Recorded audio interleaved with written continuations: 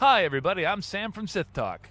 And I'm Zach, and we are here for the Avengers Mashup when it comes to podcasting. We got everybody. I don't care. We got the big mashup between a bunch of different podcasts, so I'm from Sith Talk. I'm David from Star Wars Rule of Two podcast. The first one. The non-collider Rule of Two. Yeah. My name is John. I'm also from the Rule of Two, a Star Wars podcast. He's the apprentice, though. Nice. Thanks for throwing that in there. And I am Ezra from Rebel Watch. I am Lindsay from Clashing Sabers. And I'm the second David of the group here from Rebel Watch and the Contiengecy Plan Podcast. Now, let's just get into the Episode 9 trailer. There were a lot of different things that we saw, and I got to go to you first. What do you think? I think there's a ton to unpack, and there's so much focus right now, obviously, on the title, on that first minute with what we see Rey suddenly able to do, that people are already forgetting about the Resistance versus the First Order. But for me, it really is, I kind of agree with the rest of the public right now, that it is all about the Force and the title and what we're going to get there. But there's so much that we need to talk about right now. You know, I agree wholeheartedly. I think right now the First Order Rebels, that's kind of in the background. Everyone is wondering how the heck is Emperor Palpatine coming back? In what form is he coming back? Is it a power, you know, that the Sith have learned to become Force ghosts? Is it a holocron? What? Who knows? But December can't come any sooner right now. I mean, I have my thought on it. It's a little long, but if you guys are willing to hear me out. All right. Come on, do it, Lindsay. Come on. So my thought is, it's not so much that Palpatine is absolutely coming back, and it's not so much that he never died to begin with, nothing like that. I think we're starting to see a lot more crossovers in how Star Wars is telling these stories. So the big point for me here is actually coming from Vader, number 25. And in that issue, what we saw is Vader goes back to basically what we would call the underworld, or to the gates of hell, and he's trying to get Padme back from the dead. And that's Vader's mission. As Anakin, he wanted to prevent people from dying. As Vader, he's trying to pull them back from the dead. If we flash forward now to Force Awakens, we have Kylo throw out that line about, I will finish what you started. And we never had total clarity yet on what exactly he meant. So my theory is that Kylo Ren is trying to finish Vader's mission in terms of being able to pull people back from dying. I think that's also why he was able to kill Han Solo, because it was him saying, I'm going to take this risk.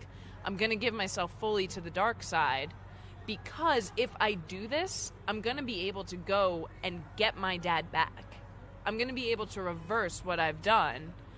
And so we can. My assumption is in Rise of Skywalker, he's going to now have this power. He'll be able to go to the underworld, the world between worlds, and I think that's where we hear the Palpatine laugh, is when he goes back thinking he has this power now, he's going to be able to save his father, but that unlocks everything else that comes with it. Yeah.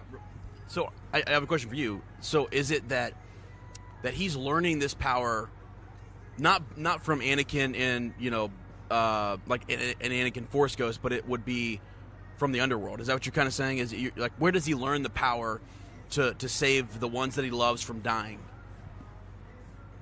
I don't have a definite answer. You know, in Rey, we have her now with the ancient texts. My thought, though, is that could be why Ben turned to Snoke and became Kylo Ren. He probably thought Snoke is going to be able to teach me these gifts and teach me how to unlock the full potential. So in that issue, is there something, like, explain to me more in the Vader comic, like what is going on in that comic, like the under, you know what I'm saying, that he could, what is it that he could learn there, I guess? So the big thing in that comic is really the location. The location in that comic is the key to unlocking that power, and that's why Vader built his castle on Mustafar and had it built the way he did, because that location is how he's able to go into that kind of area. So I would hope with everything else we're getting about Vader, about Vader's castle, that we're going to see in Vader Immortal and some other stories coming out. Even just the Lego set that's coming out. There's a ton of focus on Vader and his castle. I would not be shocked if we somehow went back there with Kylo Ren, and that's how he's able to start to dive into some of these powers. See, so you're mentioning the comics, and, as you're talking, I'm starting to think the Momin little bit section that came out. So Palpatine is the one that gifted the helmet, Momin's helmet, to Vader. What if Palpatine somehow knew Momin was still alive and in that helmet, and was able to kind of transfer his essence into something else as well? Oh, and that would fit so perfectly that's where with you're the getting with that. contingency plan. And wow. to add to that, the biggest thing about why I like that idea and everything that you're saying, I think it all does go back to Vader, but in a different way. I think it also goes back to Palpatine. So one of the key things in The Last Jedi is that ring that Snoke has, which is from the actual rock is from Vader's castle, and the actual inscriptions are from the statues of Episode 3. And me and Rebel Watch talked about this without the mic, and it's all little hints to Palpatine, and I think he's going to come back in a big way. And I get what you're saying about the Ben aspect, and I think he really is doing what he thinks best. I think it's like, I hate to bring up the Avengers, but it's the Thanos, where Thanos truly does think he's doing what is right, and I think Ben is doing what he thinks is his path, where he's supposed to go. But I think it all leads back to Palpatine, and where we get in that trailer is Rey chasing after these clues that the Force is directing her to. Ben's chasing those clues that the Force is directing him, which is all going to Palpatine, and they're both in that scene like, what are you doing here? I haven't seen you, and the last time I saw you was I shut the door on you. So by standards, that was a big fuck you, and so now it's a communication disrupt. Yeah. But they're both after the same thing, which is Granddaddy Palps, in that ring alone. Yeah. So, Zach, question for you. The idea that, because I think the question is Palpatine back, like, in the flesh and blood, or is he back in some essence form, or what are your thoughts on that? You know I think at the very least, spiritually, he needs to be back. I mean, I think a holocron is great, but why give us a trailer where he laughs, hyping us up overnight? I mean, like, literally, Ian McDiarmid is the biggest talked about thing in the world right now over just a cackle. I mean, right. I mean, it shows the presence of the Emperor, and I think that at the very least, he has to come back in the spiritual form. And the biggest thing is, with Force Ghost, at the very least, we've always known only light guys make a Force or Force Ghosts. But what if the one bad guy cheated death, like he said in Episode 3 many moon ago, and actually figured out how to be a dark side baddie? Holy shit, shut it the fuck down. And I want to ask you guys something. I'm Jeremy. I'm a local boy. Much like Ray, I'm Jeremy from Chicago, and I don't have a podcast, Jeremy from nowhere. But I was curious as to what you guys think, because we've been talking since we saw the trailer, the whole Palpatine thing. There's a lot of gray area. All we know is that he's got to laugh. But something we do know, we haven't even talked about yet, I was curious what you guys think, is the title, Rise of Skywalker. What do you guys think that means? We were thinking the other day about the title and how we possibly think it has something to do with the new Jedi Order being named Skywalker. I mean, I remember when we had talked about this a while ago on Sith Talk, we were saying, where is the Jedi Order going? Like, what does it mean to be a Jedi? And I had said, maybe the idea of Jedi and Sith are both false notions, because the whole thing they've been talking about throughout this series is balance, the light and the dark to meet it.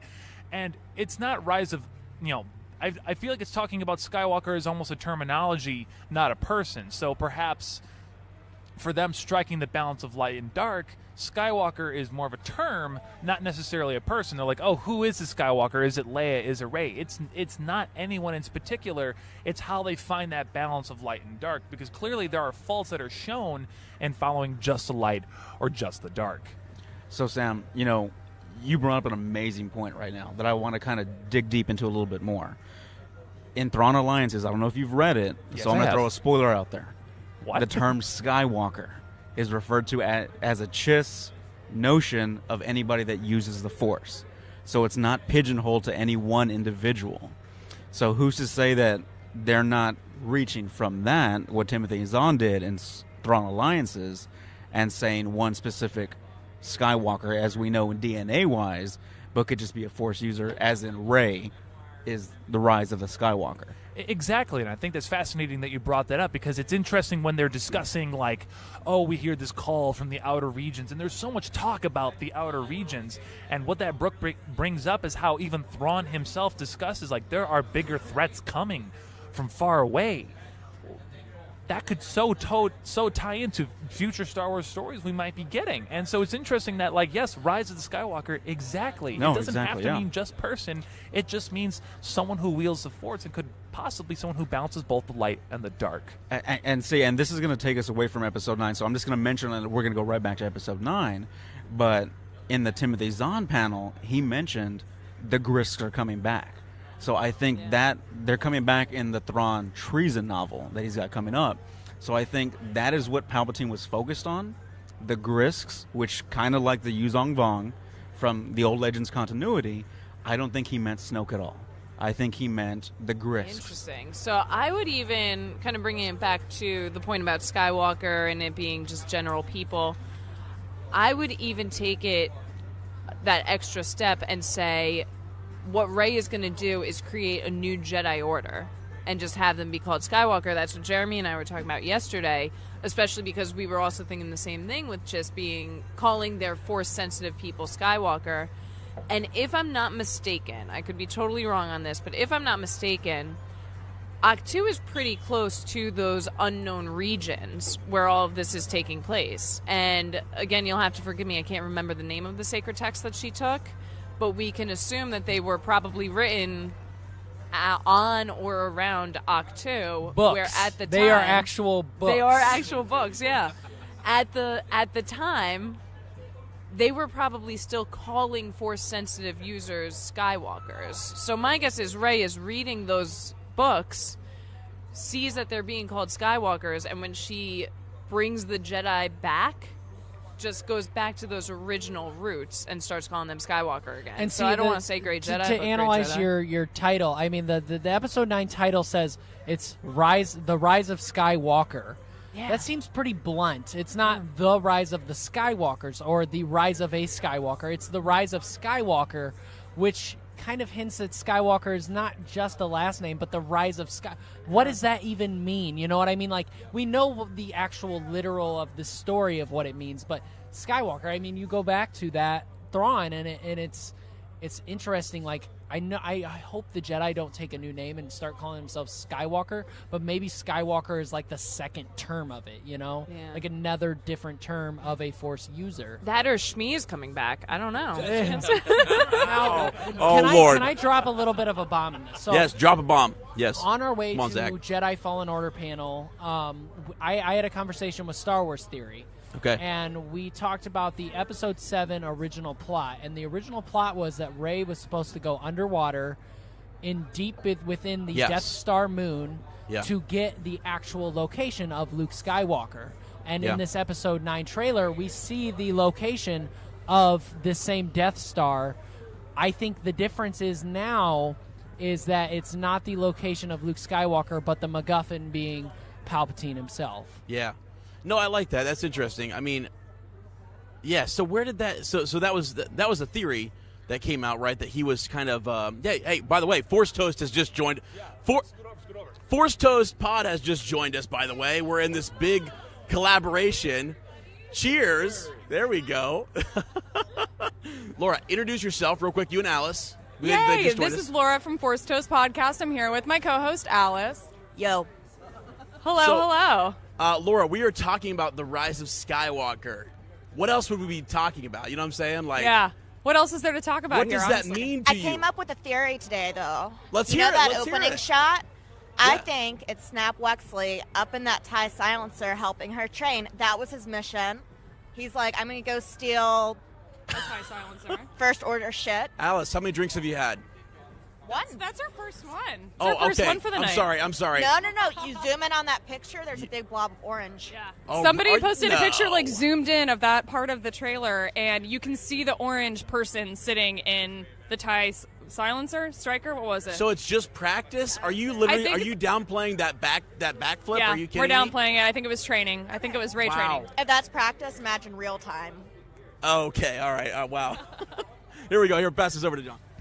That's an interesting theory that you came up with, but I don't agree at all. Like, I'm sorry. Like, Hey, take it easy on Force. I'm sorry. We just met. My name's John. Thank you. That's totally fine. My new buddy here agrees with me, and that's all I care about. I was just telling them they don't show in the trailer who it is. Well, exactly. They give Like, you the illusion of that Everyone it's probably pull it up Kylo on Ren. your phone and zoom in. There's a huge orange blob. Who do we see zooming?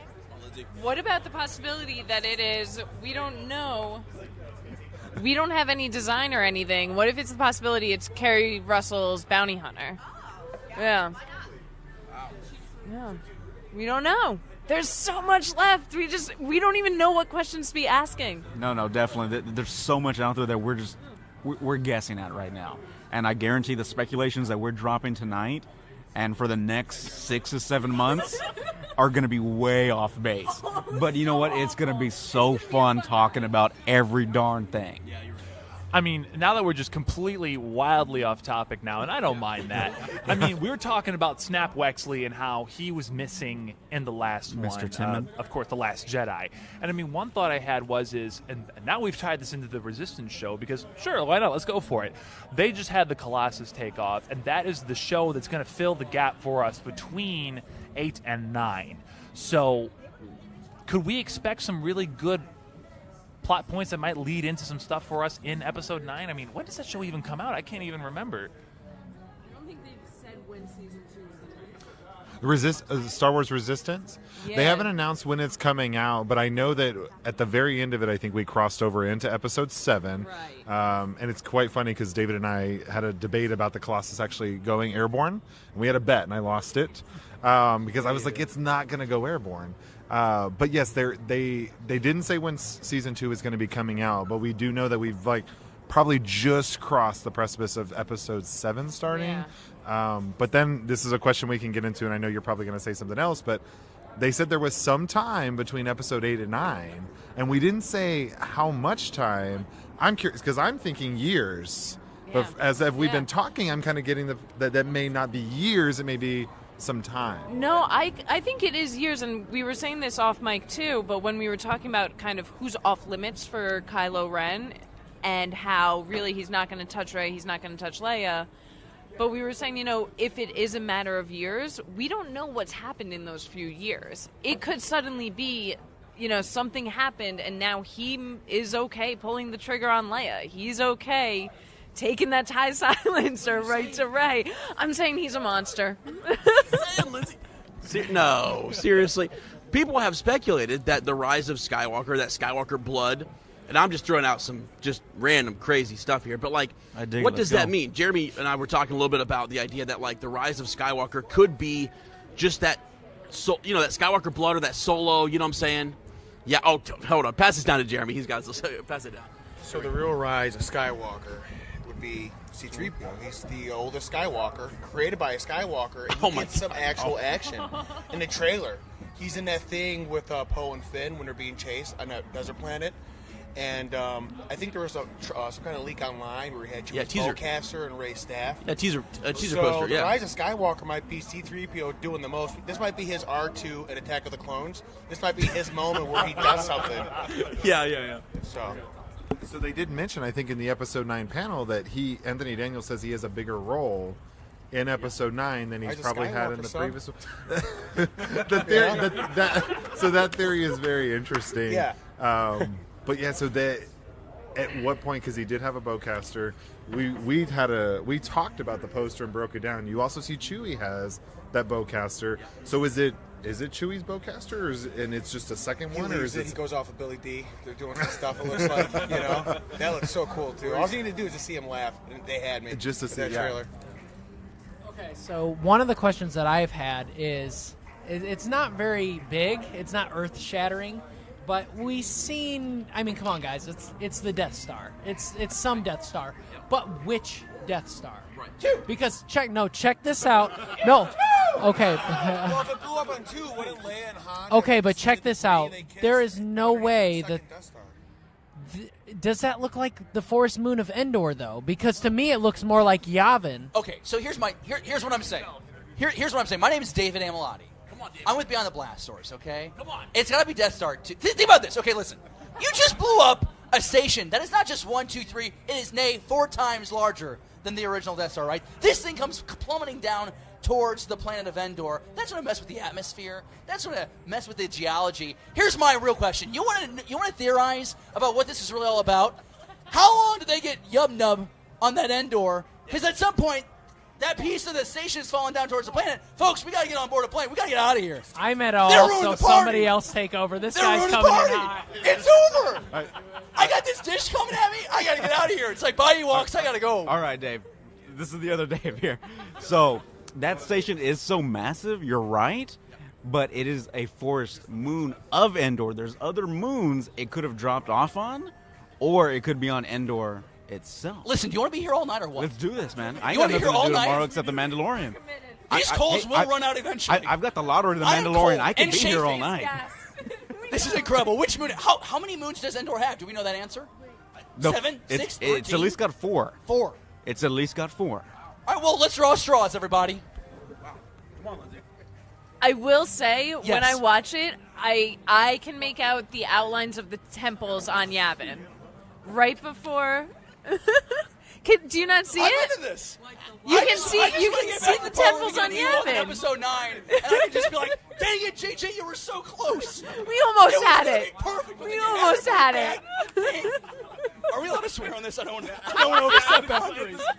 I heard someone say shit earlier, and I just said, all right, well, I guess it's fine. Wait, but you know what? That's not even the important part. That's not even the important part. You know what it is? What? What's the important Did part? Tell anyone- me, enlighten me, please. Did for the anyone love of else God. see the connection? The whatever planet they're on, Yavin, Endor, it doesn't even matter.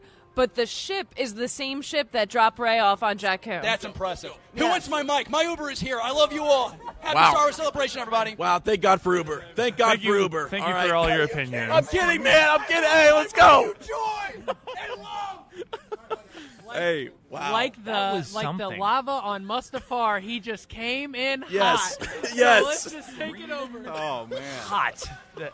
Beyond I the still Blast don't know Door if I know who podcast, he that is. was The Dave. Blast Hell Door of a something. guy. As you can see, I his think we should. energy Hey, I is think we through should close the roof. blast doors. To be honest with you, I don't know what's happening. You can't close Oh my God, Dave, where do we go from this? it. You know what? Before he left, he did drop a useful nugget, Come on. as well as everybody here.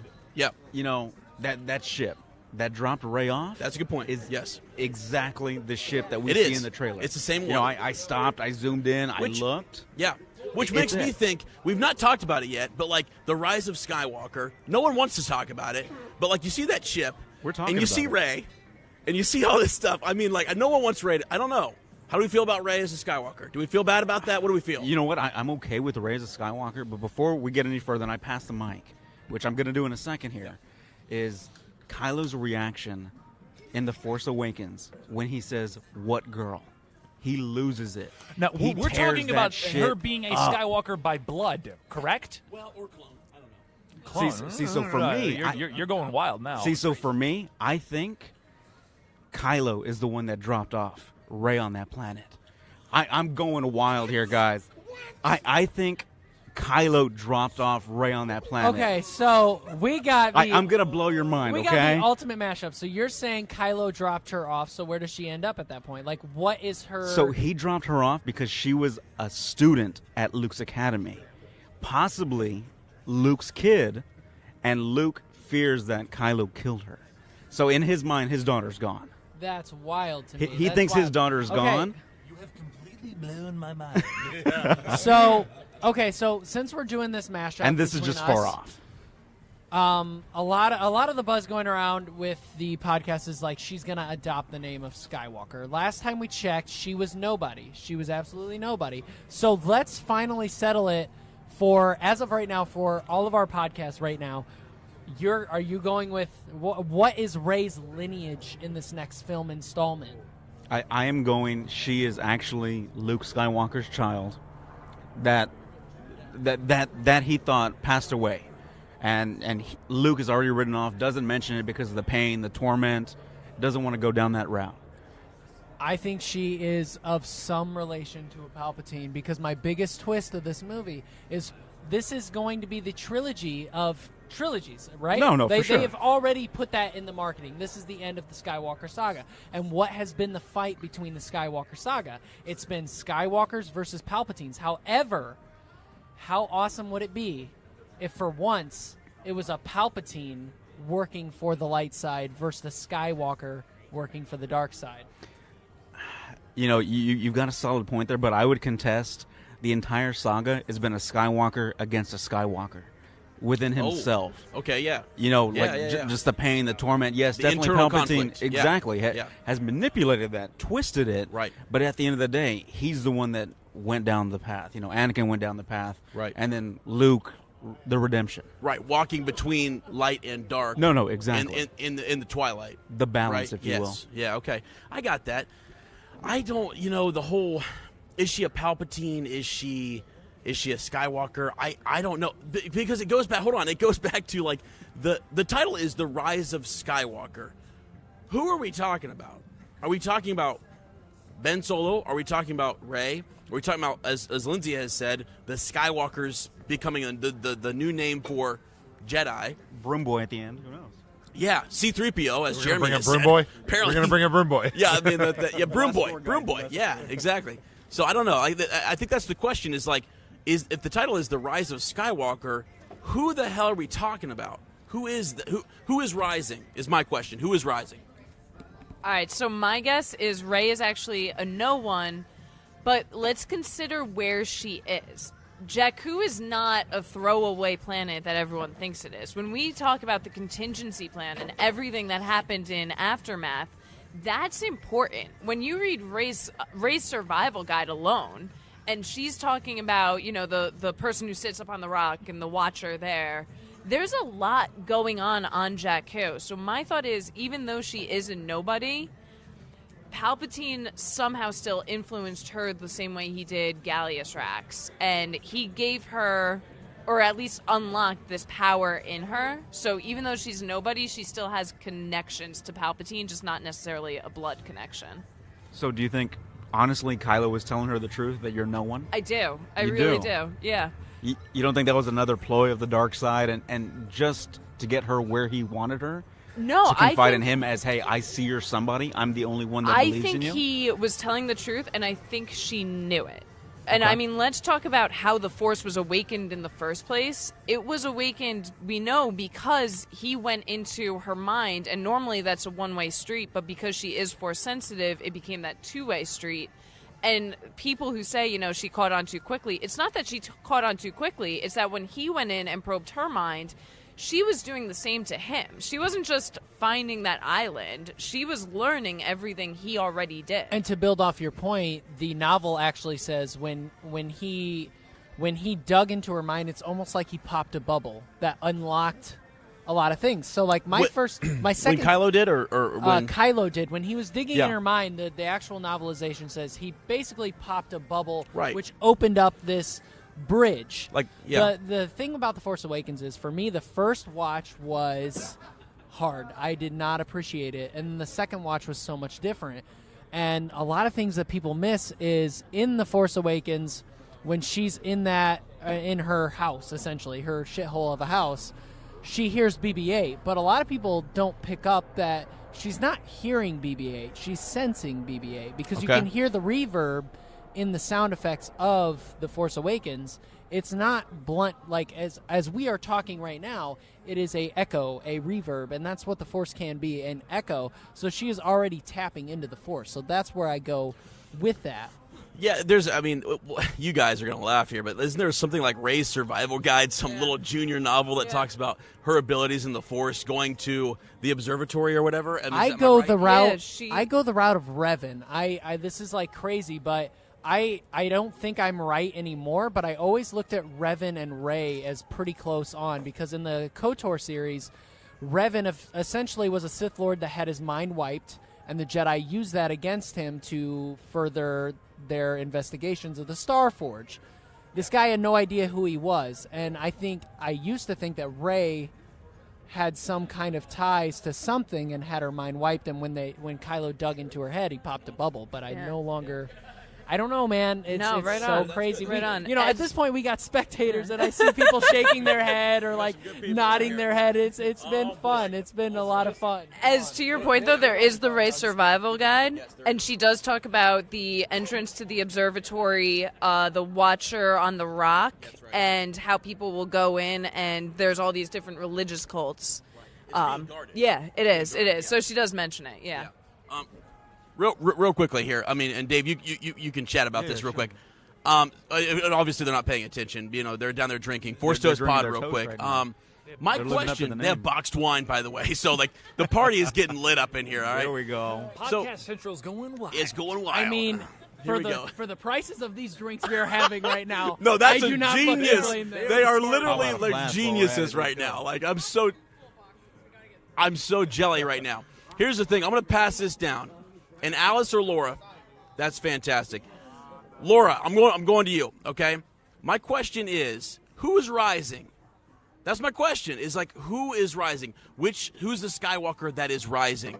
I'm putting you on the spot right now. I want to know who the hell you think is rising. Okay, first.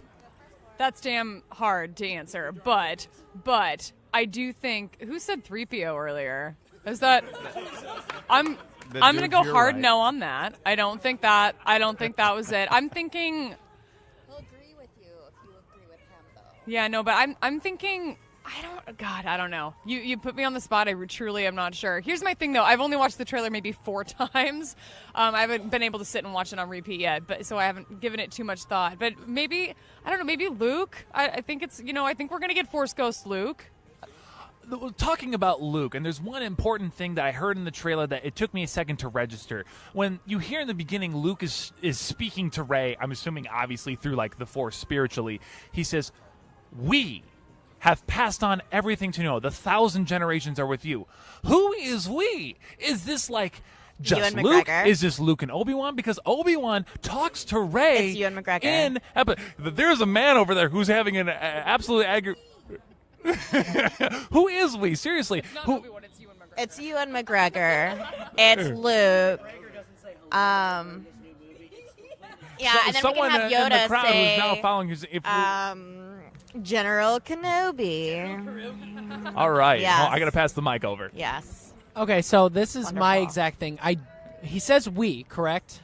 He says we. All right. So I think you might get realistically, I think you're going to get Yoda actually speaking with Luke. You maybe get Obi-Wan, but that's a little wild, because how do you do that? You're not going to replicate Alec Guinness to do this.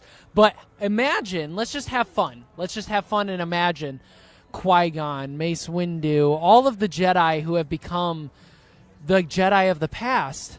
They don't have to speak in this movie, but they just have to be there. Imagine Return of the King when they go down to that ghost, the mountain into where all the ghosts are. Not all the ghosts speak, but imagine feeling the presence of thousands of generations before you and realizing that you are the embodiment of all of those generations. Yeah, how powerful would that be? I was kind of thinking Harry Potter style. He goes in, he's like, I'm going to die, all right. And then all, his dead homies and whatever just pop up, and they're like, it's okay. You got this. That's kind of what I was picturing. I mean, that's honestly, that's realistic to what Jedi have done so far. I mean, yes. they exiled themselves on Dagobah and Tatooine, and then they die in their first replication of the movie. They don't do anything to help them except give them wise words. That is it. They are drinking boxed wine and just you fucking figure it out. We'll get there. Yeah. Are we Force Ghosts? Force Ghost. There we go. Real quick, yes. I'm gonna pass this over here. We got some good peeps over here that I actually know from Columbus, Ohio. I'm thinking, right? Okay.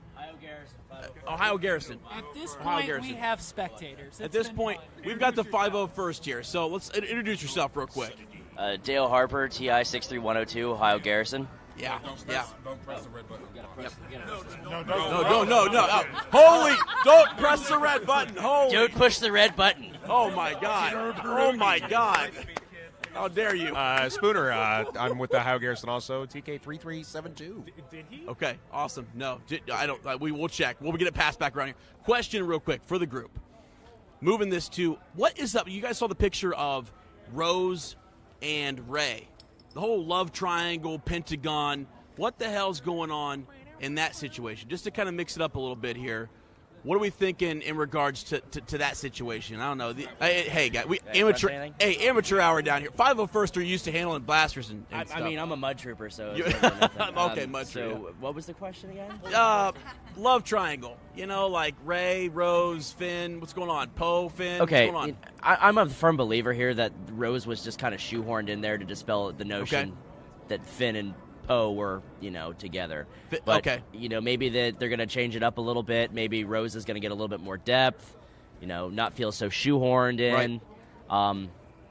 I hope that I honestly I'm pulling for, Rey to, do something, a little bit more, throw a little bit more in there. And, I'm hoping that, she has that moment with Palpatine. Are we talking throw a little bit more of her, are we talking Frenching? What's going on here? No. Okay.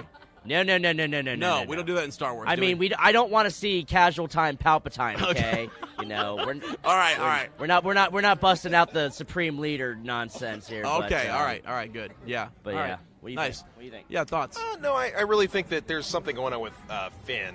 Rey, maybe she's just more into the Force and she doesn't have a love interest. But I'm thinking that Rose, Tico, and Finn actually become a thing. But there are so many different theories that I was thinking about on this that some things are starting to make sense. So you think Rey is the queen of the friend zone? I mean, she friend zoned Finn right off the bat. No, I don't know. I think she's more. The Force is more or less her thing. Yeah. The Force is her lover. Is that what I heard down there? Yeah. So I would agree with that comment. I think that Finn and Rose, absolutely. There's a love interest. I think that's what it is. Sure. Yeah. And I know Dave's going to get mad for me stealing his thunder. Oh, boy. But he thinks at the end of the day, Finn should have died at the end of The Last Jedi. Oh, boy. Rose should not have come in and saved him. He could have died a heroic death, ended it, been done with it. And I'll let him talk more about that. But so to go with what the route we're going right now, I mean, we're really going into Episode 9. This is a campfire story out of George Lucas's mind himself. We're all just diving down this deep rabbit hole that is Star Wars. But I don't think there's enough time to really get a love interest in this series. I mean, it's all been kind of thrown out there, and it's just you figure it out. And I mean, with the Finn and Rose thing, I mean, I love The Last Jedi, but that was an awkward kiss, out of nowhere, man.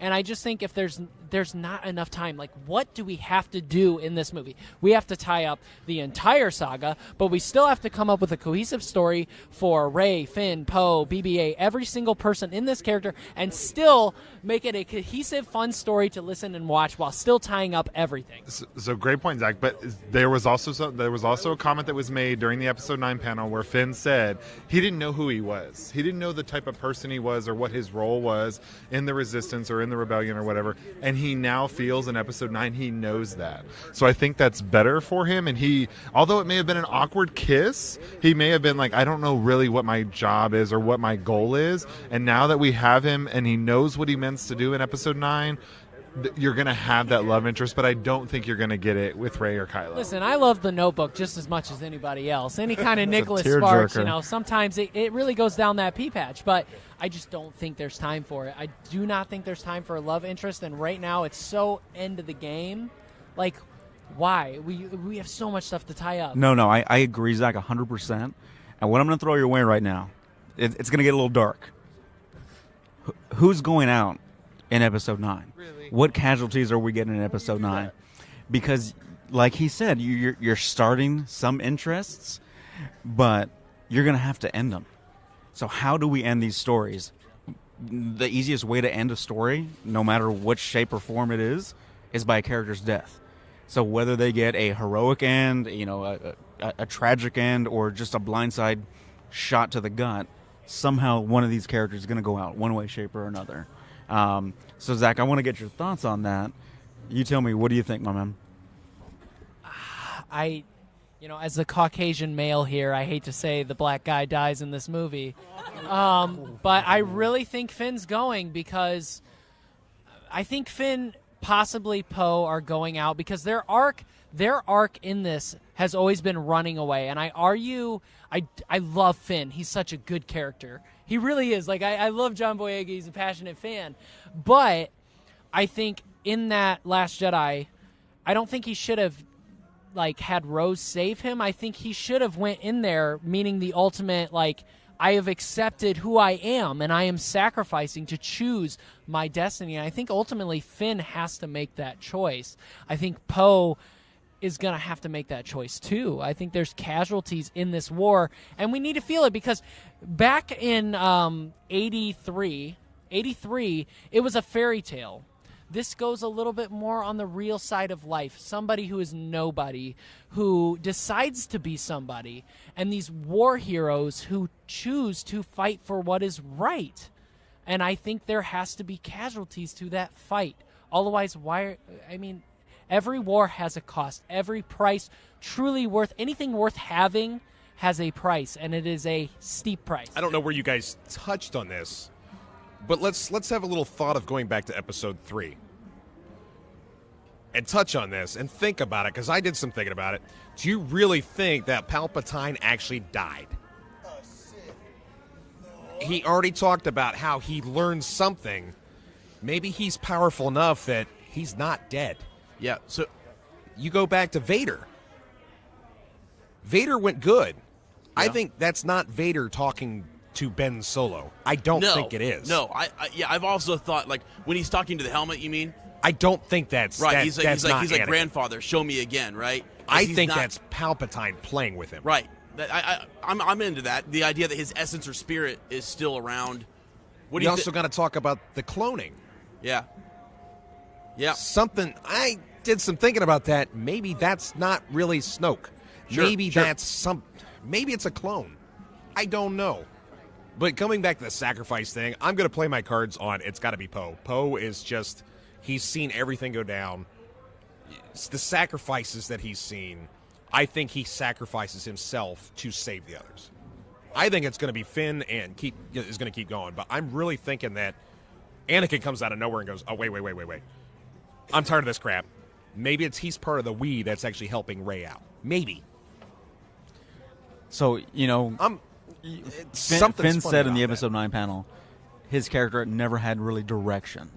So now he's got that direction. So I think the sacrifice that we all wanted in The Last Jedi is going to happen here in episode 9, and it actually means something. So Finn's accepted his place and going to go down that road and do the hero sacrifice. But, in all, there's going to have to be casualties in this movie. To what extent, I don't know. But in order for a story to mean something, it has to have weight. It has to have levity. So let's go ahead and see what that levity is. Okay, Zach, what do you think? So we have had a epic night. I mean, this is amazing. We are here at Star Wars Celebration. This episode's going to air a little bit later, but it has been a truly magical time. And what I want us to do to close this out, and I mean take your time doing what you have to do, I want you to, one, plug your show and tell me your brief final thoughts on Episode 9 and what you think is the bigger story arc. Again, for people, this is a big collaboration between all of us. Yeah. Let's put it out there for everyone, all of our listeners. Let's put it out there very briefly what you think Episode 9 is going to be and what you're excited for. So this is David from A Rule of Two Star Wars podcast. Seeing that trailer, your head's spinning every single direction. The biggest takeaway is how they're going to go ahead and close this 40-year-old story neatly wrapped up at the end of this one here in December. I don't see any better director or writer to helm this and go that direction other than J.J. Abrams. The question is, how is he going to get us there? He is a diehard fan himself, so let's see what he wanted to see as a fan, what he brings to the table to close it out. Definitely Palpatine is going to play an important role in this, but to what end? There's going to be 100,000 theories before the end of this night. The biggest thing is the journey to it. So that's what I'm looking forward to the most. That closure. How is it going to end with the Skywalkers or without them? Balance to the Force. So I'm Lindsay. You guys can find me at Clashing Sabers. I also have a few videos up with Movie Losers, but primarily you can get me over on the Clashing Sabers network. In terms of what I think we really need to take from Episode 9, it's going to be the answer to the original question that started all of this, which is Rey asking, where is my place in all of this? And it's not about anything bigger than that. Star Wars is always about individuals. And for me, the individual focus here has to be on Rey and her finding where she really fits into the rest of this galaxy. This is Laura from the Force Toast podcast. Alice already bailed, so it's down to just me. We're a brand new show, Force Toast, a Star Wars happy hour. And with regards to Episode 9, I think the ultimate endgame here is hope. And I think we're looking at a happy ending. I think that's a fairly predictable thing. I think we're looking at great closure to Rey's story. I think I'm excited to see where it goes, but I think ultimately I'm putting full trust in JJ. I think we're looking at a hopeful ending, and I think we already know that it's not over. We already know that we're getting more movies. We don't know when they're going to be set, but looking forward to the future, I think he's going to tie it up really nicely, and I think there's still going to be open-ended questions for us to continue to ponder and continue to podcast about for years to come. Looking forward to it. My name is John. I'm with the Rule of 2A Star Wars podcast, not affiliated with Collider. You can find us on Facebook, Instagram, and Twitter at the Rule of 2 Pod. We also have all of our episodes posted on iTunes, Spotify, Blueberry, Stitcher, as well as the Google Play Store, so check us out. We have a website, www.therule2podcast.com as well. My closure to Episode 9 is I was kind of astonished the first time I saw the trailer yesterday when they aired it, and there's just so much. I think you're going to get so much between the characters as you see. You can tell they're probably going on an adventure together. To what end, we don't know what they're going to find when they get to wherever they're going, or the piece of the Death Star that they have. Questions were brought up about whether it was Death Star 1 or Death Star 2, go back and forth. But just to have that closure to kind of tie out that Skywalker saga, I think is going to be the biggest thing from that perspective. And so I really want to see some closure with all the characters. But again, as you mentioned, getting we know we're going to get more movies. Where else can this story go? We're going to close the Skywalker saga, but what else are they going to open up to potentially see in the future? And this is Sam from Sith Talk, the other Sith Talk host. It's interesting considering we've been talking almost exclusively tonight about Rey, but we need to also think about this in the bigger picture. This is a galactic war that has been strung along for 9 movies. So what am I hoping to get from this film? I hope we get peace. They've never really had that in any of these films. That this has been the goal, this has been the mission, is that we've had the opposing sides, whether it's the Confederacy versus the Republic, or the Empire versus the Rebels, or the Resistance versus the First Order. There's always two sides, light and dark. I hope at the end of this film we can find balance, we can find peace, we can find our inner Skywalker. So it has been such a pleasure to have all of you here this evening around the fire talking about the thing that we all love to talk about I think most, George and that's Star would Wars. truly be proud of this. This is what he wanted. He wanted us all to tell these campfire stories about Star Wars. I mean, it's really why we all do this. It's the joy and beauty of it. And to kind of close, at least for now, we will get this later at Sith Talk under the Adapter Media feed. Type in Adapter Media, all places podcasts are found: Spotify, Apple Podcasts, Google Play, Stitcher, Podbean. You can find us under the Adapter Media feed. Just look for Sith Talk every Friday. I will close with this. Palpatine is going to be back, and he is going to rain his lightning fingers harder than he ever has before to truly bring in the epic story that is not only the story of the Chosen One, but the story of the Skywalkers versus the Palpatines. Now, is Rey a Palpatine? Is she a Skywalker? What is she? We don't know, but this has always been the battle of the Palpatines versus the Skywalkers. So we will check you out on the next episode of Sith Talk. I'd like to thank everyone involved. This has truly been an amazing time. So see you guys. Thank you, everybody. That was That was amazing.